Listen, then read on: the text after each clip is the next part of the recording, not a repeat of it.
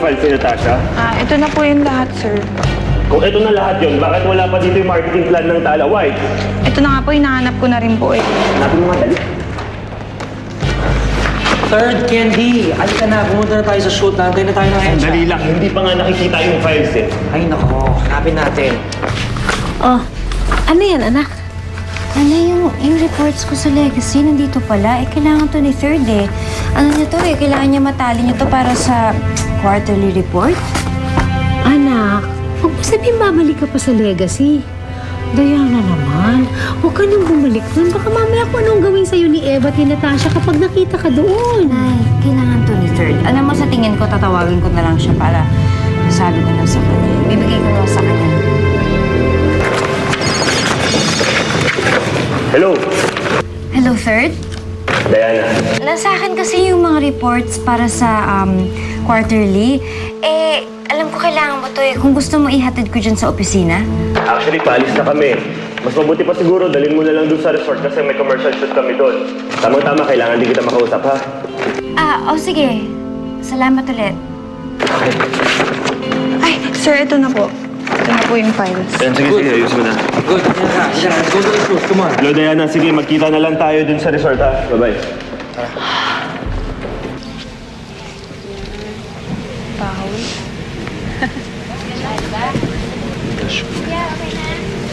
Excuse me. O Diana, anong ginagawa mo dito?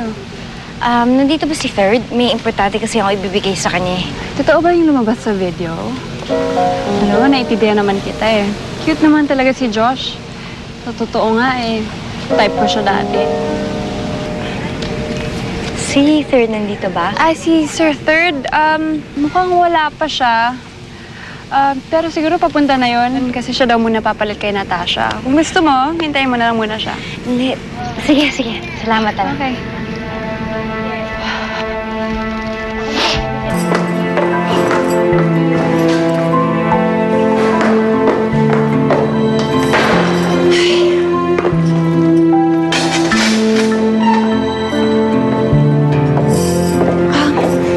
Excuse me po. This is Ma'am Natasha's office. Wrong grammar ka sa is, babaeng mais. Was dapat. Past tense na. Ako na ang boss dito ngayon. Pero wala po ata akong nakuha na ganong memo. O pues, memorize mo tong mukha ko. Dahil itong mukhang to ang pagsisilbihan mo araw-araw magmula ngayon. Kaya pagtimpla mo ako ng kape, gusto ko yung hot frappuccino. Non-fat. At ito, wait. Palitan mo ito ng picture ko. Kuha ko doon sa opisina ko.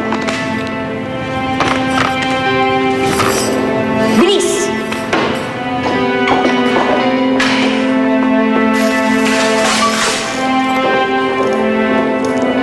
Beautiful life, eh? Please. Ano nga yung ano ko?